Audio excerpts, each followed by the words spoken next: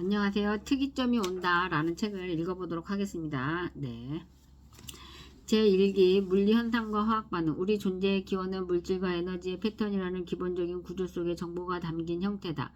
최근의 양자 중력 이론에서는 시간과 공간을 별개의 양자, 즉 본질적으로 별개인 정보 조각으로 분류한다. 물질과 에너지가 궁극적으로 디지털인지 아날로그인지에 관해서는 논쟁이 계속되고 있지만 그 답과 무관하게 우리는 원자 구조가 독립적으로 정보를 저장하고 표현한다는 사실을 알고 있다. 빅뱅 이후 수십만 년이 지났을 때 양성자와 중성자로 이루어진 원자핵 둘레의 궤도로 전자가 끌려 들어오면서 원자가 형성되었다. 원자의 전기적 구조는 이들이 서로 떨어지지 않게 해주었다. 그로부터 수백만 년 후 원자들이 모여서 분자라고 불리는 비교적 안정된 구조가 만들어지자 비로소 화학이 탄생했다. 모든 원소들 중 가장 쓰임새가 풍부한 것은 탄소였다. 다른 원소들은 대부분 한 방향에서 세 방향까지 결합할 수 있는 반면 탄소는 네 방향으로 결합할 수 있어서 복잡하고 정보가 풍부한 3차원 구조를 만들어낼 수 있었다. 우리 우주의 법칙들 그리고 기본적인 힘들의 상호작용을 지배하는 물리 상수들의 균형은 어찌나 정교하고 섬세하며 정보의 체계화와 진화에 잘 맞는지 전혀 있을 법하지 않은 이런 상황이 어떻게 생기게 되었는지 이상한 생각이 들 정도다. 누군가는 신의 손을 떠올리고 누군가는 우리의 손, 즉 우리의 진화를 가능하게 한 우주 안에서만 이러한 질문을 할 수 있다고 주장하는 인류 원리를 생각한다. 다중 우주에 관한 최근의 이론들에 따르면 주기적으로 고유한 법칙을 가진 새로운 우주들이 창조되지만 대부분 곧 사라지거나 흥미로운 패턴 진화, 지구의 생물이 만들어 온 것과 같은 없이 유지된다고 한다. 이 우주들의 법칙은 점점 더 복잡한 형태의 진화를 견디지 못하기 때문이다. 초기 우주론에 적용된 이러한 진화의 이론을 시험할 방법은 거의 없다. 하지만 어쨌든 현재 우리 우주의 물리 법칙은 질서와 복잡성을 늘려가는 진화 과정의 안성맞춤인 놀라운 상태임에 분명하다. 제2기 생물과 DNA. 수십억 년 전에 시작된 두 번째 시기에는 탄소 기반 화합물이 점점 더 복잡해져서 자기 복제 기제를 갖춘 분자들의 복합체로 발전하였고 드디어 생명이 탄생했다. 생물학적 체계는 더 넓은 분자 사회를 설명하는 정보를 저장하기 위해 정교한 디지털 기법을 발전시켰다. DNA는 코돈이나 리보솜 등 주변 물질들의 도움을 받아 두 번째 시기의 진화 실험 기록을 보존할 수 있게 되었다. 제3기 뇌. 각각의 시기는 패러다임 전환을 통해 더 높은 단계의 우회 기법을 확보함으로써 정보의 진화를 계속한다. 즉 진화는 한 시기의 결과를 이용해서 다음 시기를 창조한다. 예를 들어 세 번째 시기에는 DNA가 안내하는 진화에 의해 감각기관을 이용해 정보를 인지하고 그 정보를 뇌와 신경계에서 처리하고 저장할 줄 아는 유기체가 만들어졌다. 세 번째 시기의 정보 처리 기제 유기체의 뇌와 신경계는 두 번째 시기의 기제 DNA와 단백질의 후생 유전적 정보와 유전자 발현을 제어하는 RNA 조각들가 있었기에 가능한 것이다. 세 번째 시기의 시작을 알린 것은 동물의 패턴 인식 능력이었다. 지금도 우리 뇌 활동의 대부분을 차지하는 작업이다.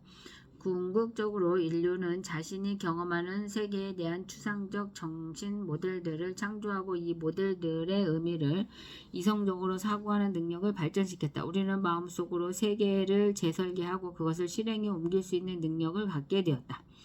제4기 기술. 이성적이고 추상적인 사고력과 도구를 사용할 수 있는 손을 겸비한 인류는 네 번째 시기이자 우회적 발전의 다음 단계로 넘어갔다. 기술의 진화를 이끌어낸 것이다. 이 진화는 간단한 기제들로부터 시작해서 정교한 자동차, 자동 기계 장치들로까지 발전했다. 결국 기술은 정교한 연산 및 통신 장비를 이용해 정보의 정밀한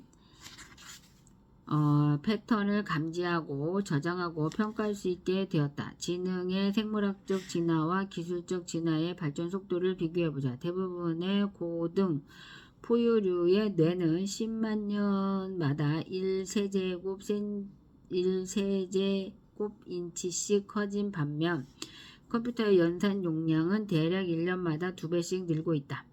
자세한 내용은 다음 장 참조. 물론 뇌의 크기나 컴퓨터 용량이 지능을 결정하는 유일한 요소는 아니지만 지능의 가장 가능 요인인 것은 분명하다.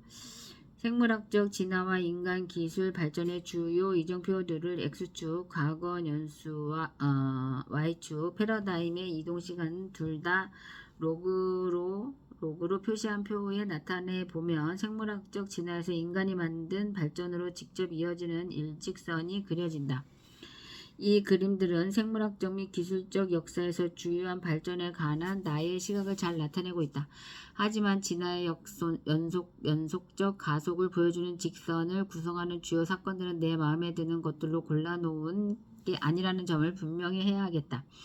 생물학적 및 기술적 진화에서 중요한 사건 목록을 각자의 방식으로 작성한 사람들이 많이 있고 참고 문헌도 많다. 다양한 접근 방법에도 불구하고 여러 출처, 예를 들어 브리테니커 백과사전, 미국 자연사 박물관, 칼 세이건의 우주력 등에서 뽑은 목록을 종합해 보면 동일하게 매끄러운 가속을 볼 수 있다.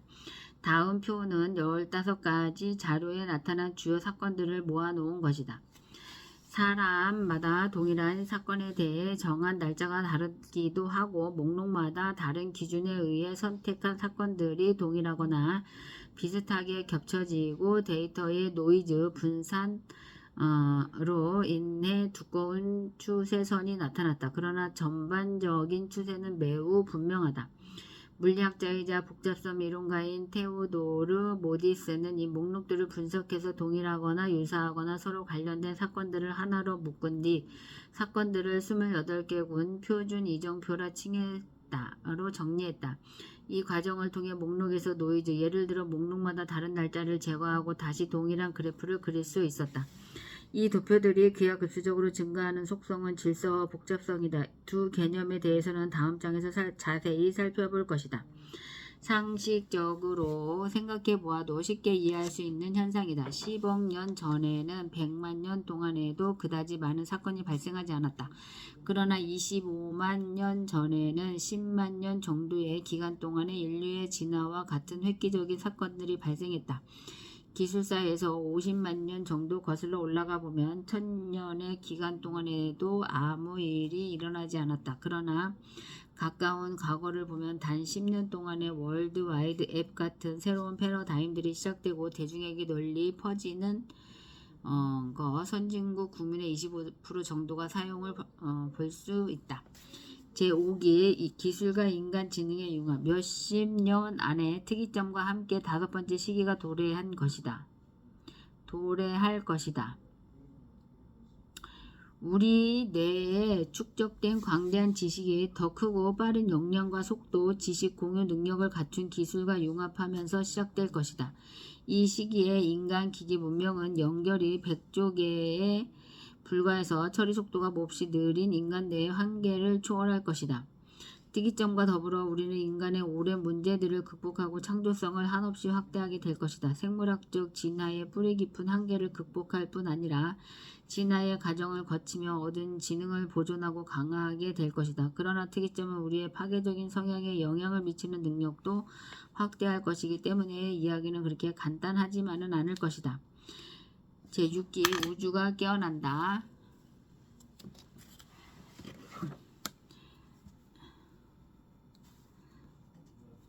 이 주제에 관해서는 6장의 한 단락에서 자세히 살펴볼 것이다. 특이점 이후 생물학적으로는 인간에 대해서 유래하고 기술적으로는 인간의 창의력에서 유래한 지능이 온 물질과 에너지의 속속들이 스며들 것이다. 지능은 물질과 에너지를 재편하여 최적의 연산 수준을 달성해 가면서 지구로부터 먼 우주까지 뻗어갈 것이다. 3장에서 살펴볼 한계에 기반한 확장이다. 우리는 현재 빛의 속도가 정보 전달 속도의 한계라고 알고 있다. 광속을 넘어선다는 것은 매우 사변적인 몽상으로 여겨지겠지만 몇 가지 유용한 단서들이 있다. 이 제약을 아주 조금만 뛰어넘는다 해도 초광속을 활용할 수 있을 것이다. 우리 문명의 창조성과 지능을 얼마나 빨리 우주에 불어넣을 수 있는가는 광속을 넘어설 수 있는가 없는가에 달려있다. 여하튼 멍청한 물질과 우주의 기제들은 결국 장엄한 지능으로 바뀌어 빛나게 될 것이고 이로써 정보 패턴의 진화에서 6번째 시기가 완성될 것이다. 이것이 특이점과 우주의 궁정 운명이다. 특이점이 머지않다. 모든 것이 완전히 달라질 겁니다. 아니 정말 완전히 달라질 거라니까요. 모든 것이 완전히 달라질 것이다.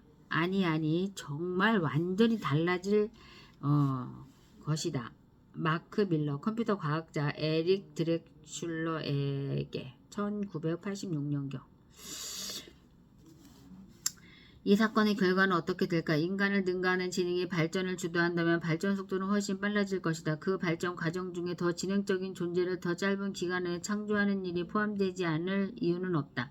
진화의 역사에서도 이런 일을 찾아볼 수 있다. 동물들이 문제에 적응하고 무언가를 창조하기도 하지만 때로는 자연 선택의 속도가 동물을 앞선다.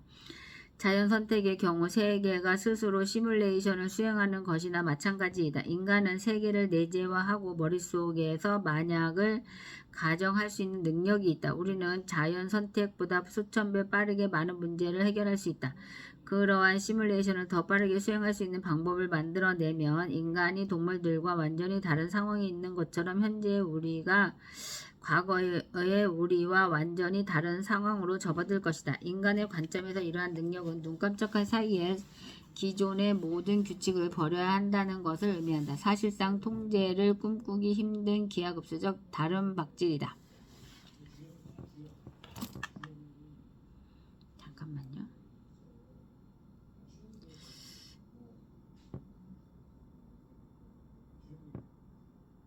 이것이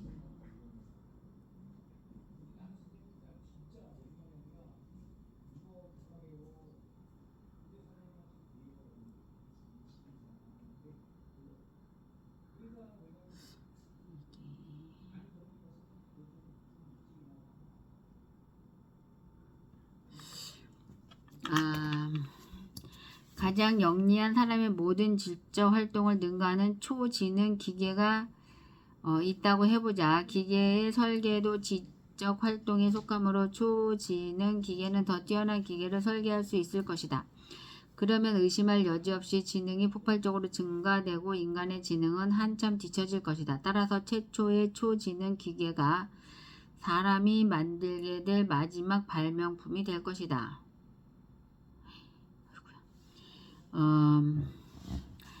특이점을 개념적으로 더 잘 이해하기 위해 이 단어가 어떻게 사용되고 있는지 살펴보기로 하자. 특이점은 놀랄만한 결과를 가져오는 특이한 사건을 의미하는 단어이다.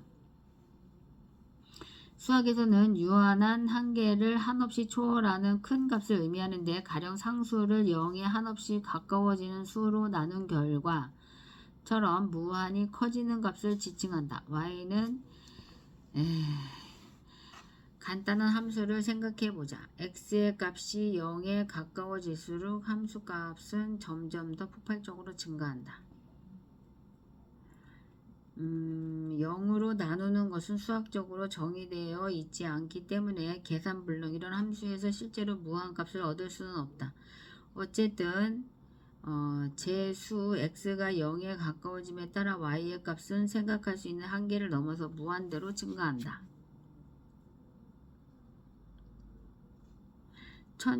천체 물리학도 특이점이라는 용어를 사용한다.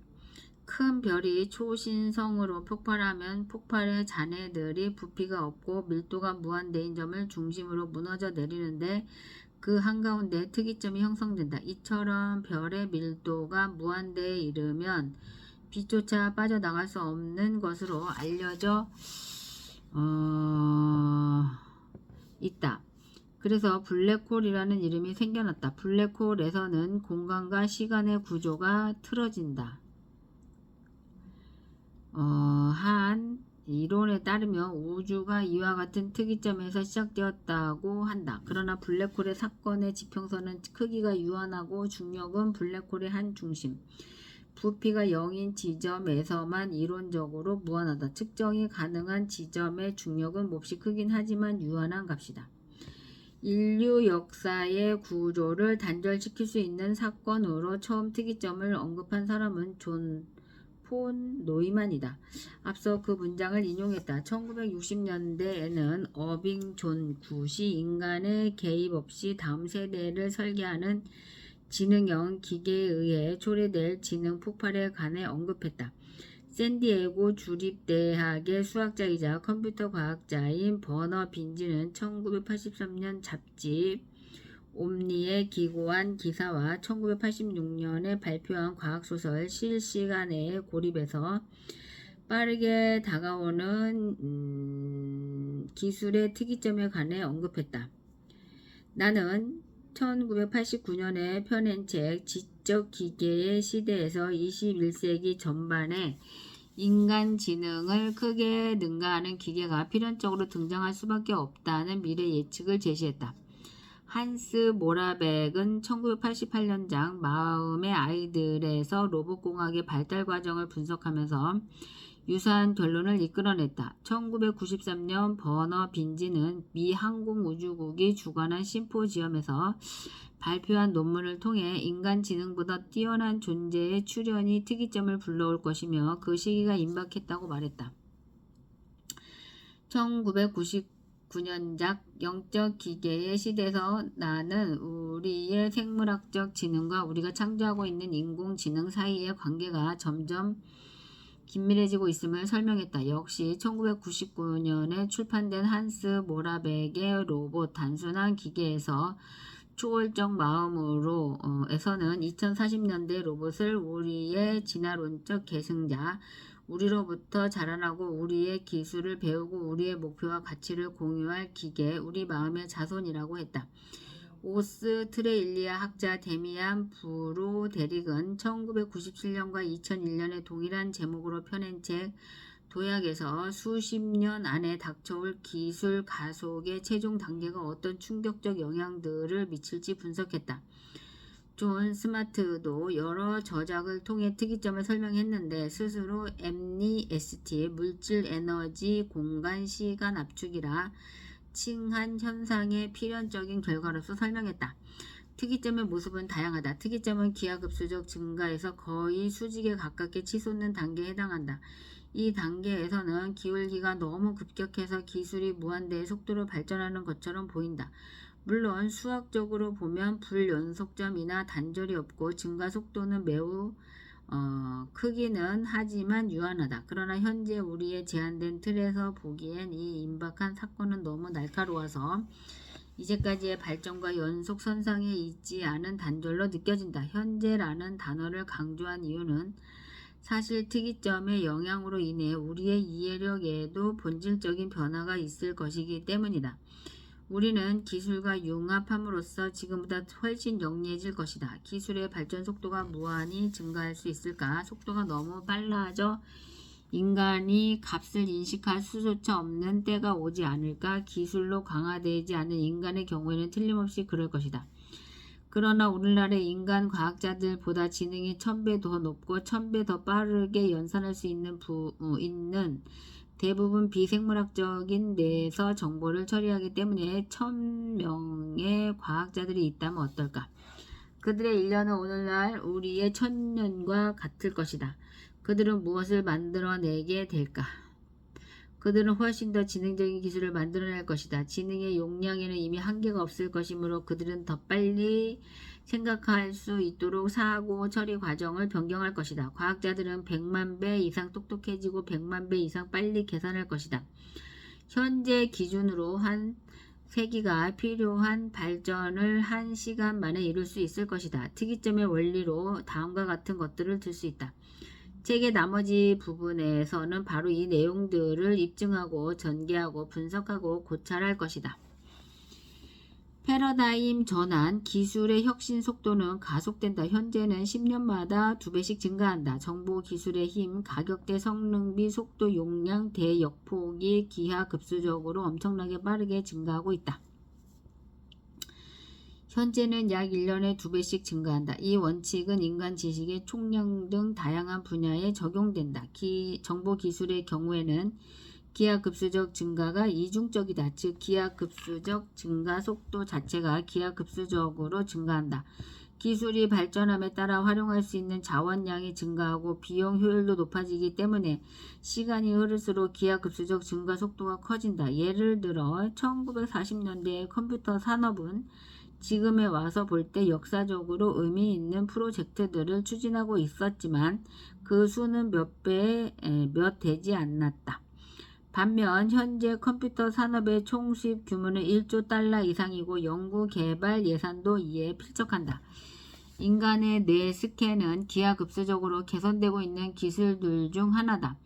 4장에서 자세히 살펴보겠지만 뇌 스캔의 시공간적 해상도와 대역폭이 매년 2배씩 증가하고 있다. 우리는 이제 막 뇌의 연산 규칙을 진지하게 역분석, 해독할 수 있는 도구를 마련한 참이다. 이미 뇌의 수백 가지 영역에 대해 수십 개의 쓸만한 인상적인 모형과 시뮬레이션이 존재한다. 20년 안에 우리는 인간 뇌의 모든 영역이 작동하는 방법을 상세히 이해할 수 있게 될 것이다. 2010년경에는 슈퍼컴퓨터를 이용해서 인간 지능을 모방하는 데 필요한 하드웨어가 만들어질 것이고 2020년경에는 개인용 컴퓨터로도 가능해질 것이다. 2020년대 중반이면 인간 지능에 대한 효과적인 소프트웨어 모델을 만들게 될 것이다.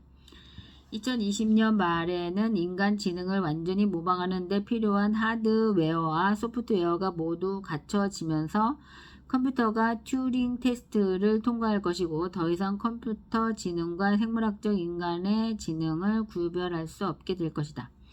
이러한 수준의 발전이 이루어지면 컴퓨터가 인간 지능의 전통적인 장점과 기계 지능의 장점을 결합할 수 있을 것이다. 인간 지능의 전통적인 장점으로는 뛰어난 패턴 인식 능력을 꼽을 수 있다. 뇌의 고도 병렬 처리와 자기 조직화는 섬세하고 고정된 속성을 지닌 패턴들을 인식하기에 이상적인 구조이다. 인간은 통찰을 활용하고 경험에서 얻은 원칙들을 적용함으로써 새로운 지식을 배울 수 있다. 물론 언어를 통해 수집한 정보도 포함된다. 인간 지능의 주요한 능력은 현실에 대한 정신 모델을 만들고 이 모델의 모습을 변경해 가면서 머릿속에서 반짝 뭐뭐라면 실험을 할 수 있다는 것이다.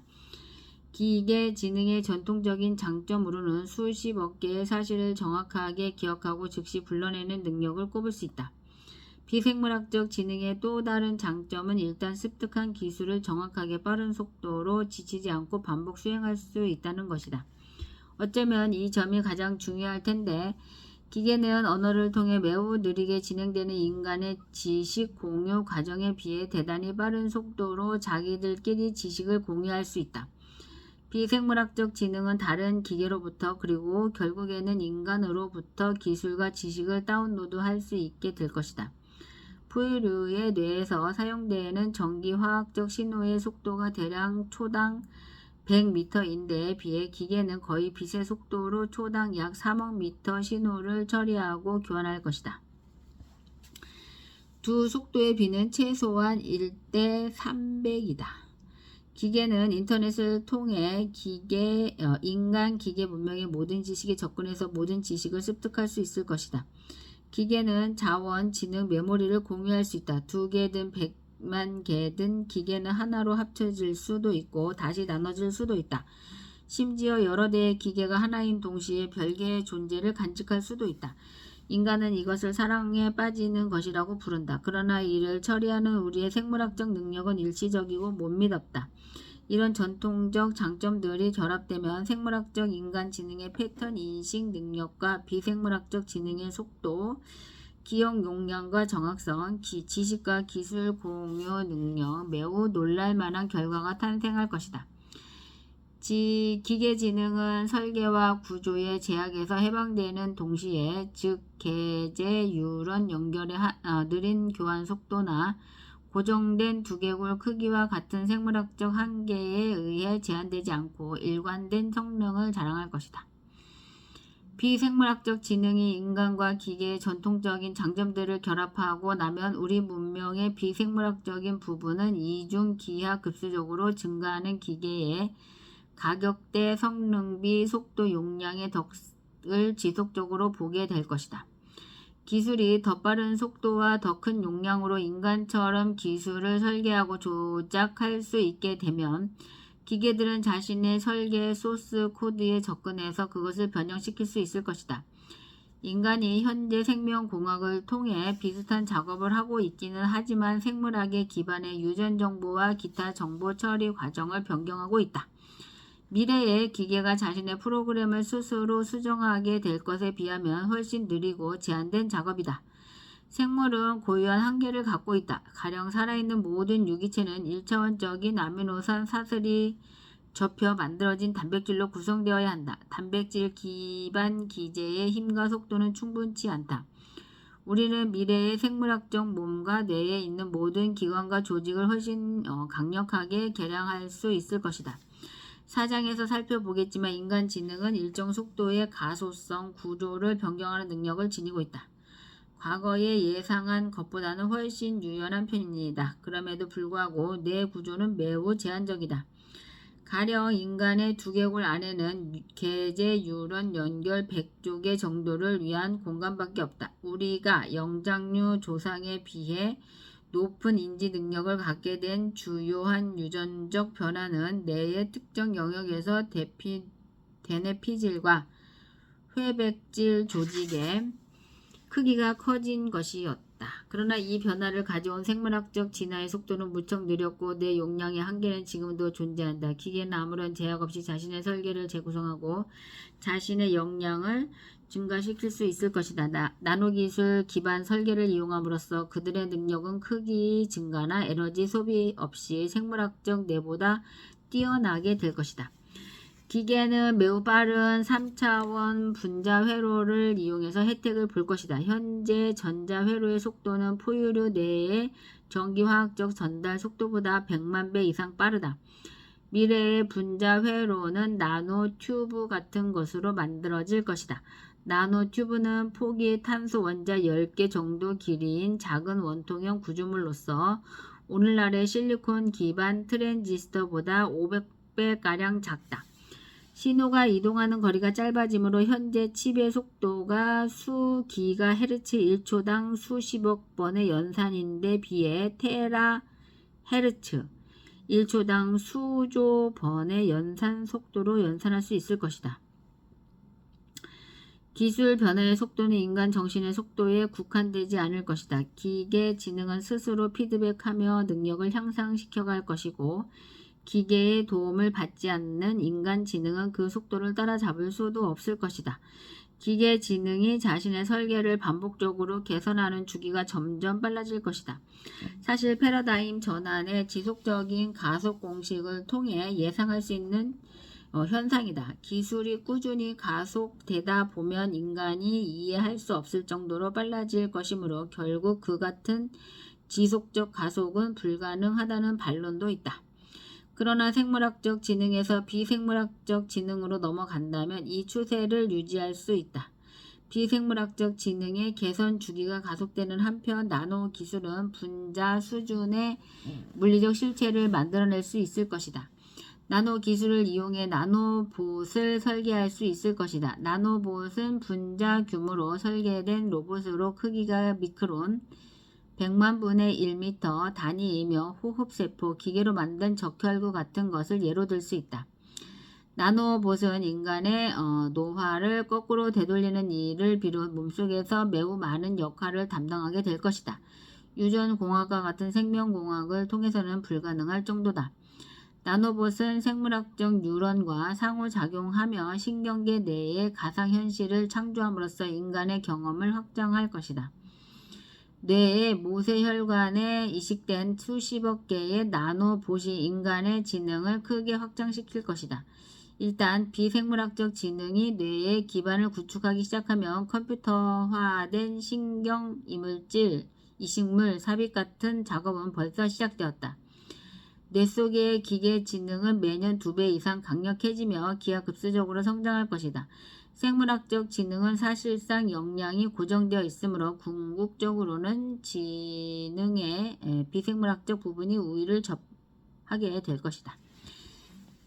나노봇은 과거 산업화로 인한 오염을 정화해 환경을 개선하기도 할 것이다.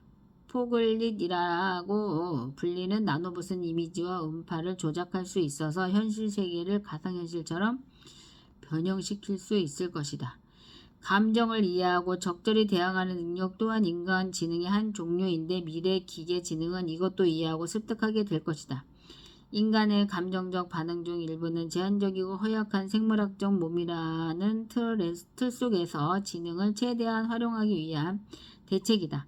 미래의 기계 지능도 몸을 가지고 가령 가상 세계에서는 가상의 몸, 실제 세계에서는 포글릿을 이용한 투사 세계와 상호작용할 것이다. 나노 기술에 의해 만들어진 이런 몸은 생물학적인 인간의 몸보다 훨씬 우수하고 내구성이 높을 것이다. 따라서 미래 기계 지능의 감정적 반응 중에서는 일부는 그들의 막강한 물리적 역량을 제대로 반영하기 위해 새로운 형태를 취할 것이다.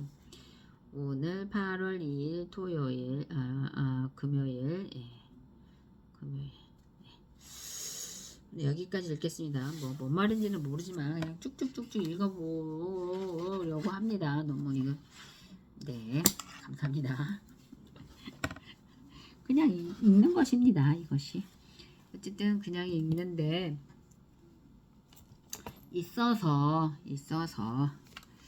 일단은 여기까지 하고 이제 제가 블록체인이 세상을 바꾼다도 읽어보고 싶다는 생각이 막 들었습니다. 그래서 어디까지 읽었었냐면 최초의 가상화폐 비트코인은 화폐인가?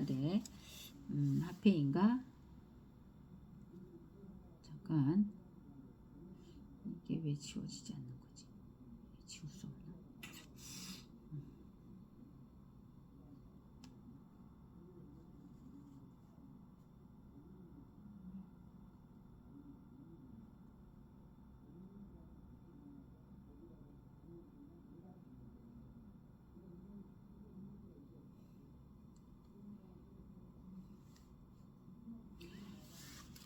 블록체인 기술을 활용한 응용 분야 중에서 가장 최초로 널리 대중에게 알려진 것이 바로 가상화폐 비트코인이다.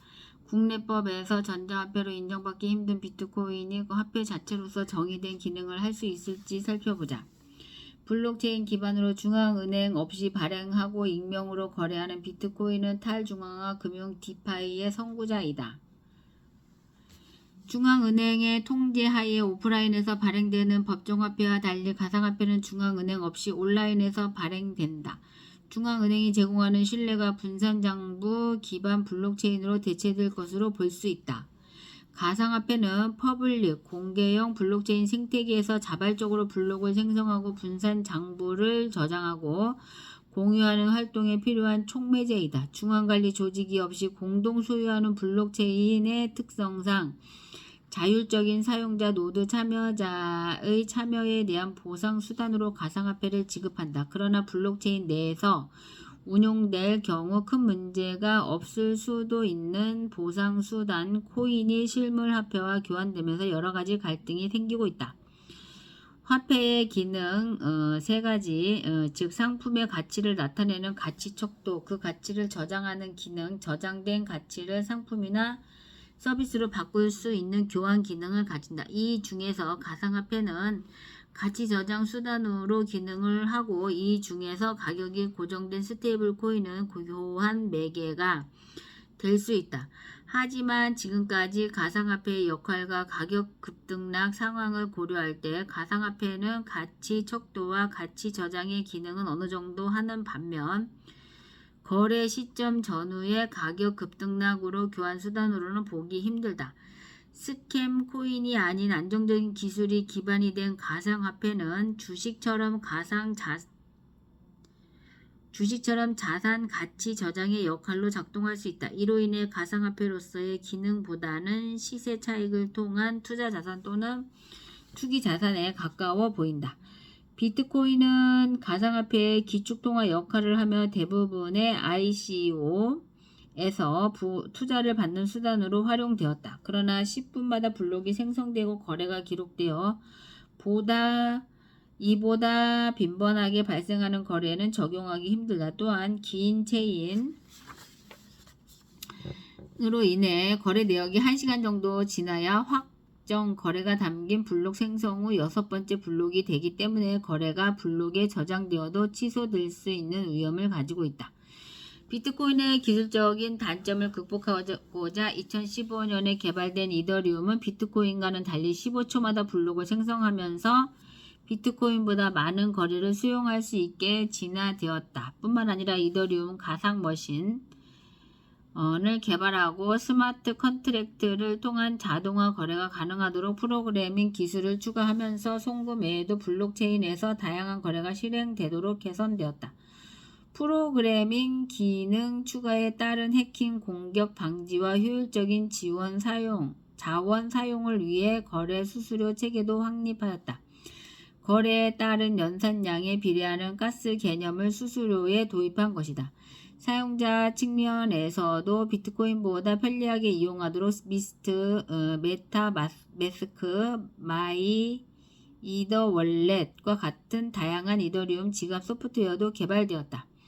그러나 이더리움 토큰인 다오가 해킹되면서 다오 토큰 보유자들에게 이더를 보상해주는 하드 포크가 일어났다. 이를 통해 이더리움 클래식 ETC와 이더리움을 분기하며 가상화폐의 안전성에 의문을 가지는 사람들이 늘어나게 되었다. 이러한 우려들로 인해 이더리움 기술적 우위를 인정받지 못하고 가상화폐 후발주자로서 비트코인의 존재감을 넘어서지 못하고 있다. 스마트 컨트랙트 기술로 무장한 이더리움 기술이 비트코인 기술보다 앞서 있음에도 불구하고 최근에는 비트코인 가격의 5% 미만 수준이다. 기술을 가치로 인정받는 가상화폐라면 이더리움의 가치는 이보다 높게 책정될 수 있다. 유사한 가상화폐인 이더리움과 비교를 통해 비트코인은 화폐라기보다는 가상화폐 진영에서 기축통화의 역할을 하는 주도적인 가상화폐 자체로 볼 수밖에 없다. 비트코인은 향후에도 실제 상거래에서 사용되기보다는 투기적인 자산으로 거래될 가능성이 높다. 다음 그림은 2014년부터 최근 6년간 이더리움 ETC 가격 변동과 비트코인과 비교한 상대적인 가격 추이를 보여준다. 그림 좌측은 미국 달러, 우측은 BTC 대비 ETC의 가격 비율 좌표이다. 가상화폐가 대중이 관심을 받기 시작하던 2017년 중반 이더리움은 비트코인 대비 15%로 상대적인 최고점의 가치를 인정받기도 했다. 비트코인이 다시 상승하여 전고점에 도달한 2018년 1월 이더리움도 최고점인 1401달러까지 상승했다. 하지만 다시 515달러로 하락했고 비트코인 대비 상대적인 가치도 급격히 감소했다. 2020년 11월 28일 기준. 다음 그림은 가상화폐 시가총액 점유율 변화를 보여준다. 비트코인의 시가총액 점유율은 가상화폐 버블이 시작되던 2018년 초 급락하며 32.8%, 2018년 1월 15일 기준으로 최저점을 기록했다. 이후 지속적으로 다시 상승하며 67.5%, 21년 1월 10일 기준으로 2위인 이더리움 대비 현격한 지배력을 보여주고 있다. 이더리움의 시가총액 점유율은 13.6%로 비트코인에 비해 5분의 1 수준이다. 비트코인이 가상화폐 시장 지배자로서 기축통화의 위상은 향후에도 지속될 것으로 보인다. 비트코인이 가상화폐의 중심이 되어 투자 수단으로 가능하고 있고 그 외에는 가상화폐 시장에서 의미 있는 규모로 거래되는 가상화폐는 거의 없다고 보는 것이 맞을 것이다. 가상화폐가 화폐로서의 기능은 못하지만 일부에서 결제 수단으로 활용되고 있는 사례는 여러 곳에서 찾아볼 수 있다. 그러나 가상화폐는 지불되는 시점에 가격이 변하는 불안정성으로 인해 결제 수단으로 널리 확산되기는 쉽지 않다. 즉 가상화폐는 보상 수단으로 만들어져 생태계 내에서 교환되는 코인으로 이해하는 것이 화폐 여부에 대한 논란에서 벗어날 수 있을 것이다. 이런 점에서 가격이 법정화폐와 연동되는 가상화폐 스테이블 코인이 결제 수단으로 등장하게 되었다. 법정화폐와 연동되는 가상화폐 스테이블 코인 리브라, 리브라에 대해서 나와 있네요. 이제 오늘은 여기까지 읽고요. 이제 얼른 가서 쉬고 또 내일 뵙겠습니다. 즐거운 밤, 행복한 밤, 건강하신 그런 밤이 되시기를 바라고요. 오늘 8월 2일이고요. 오늘 금요일이고요. 이상 마치겠습니다. 감사합니다. 구독, 좋아요도 눌러주시고요. 네, 감사합니다.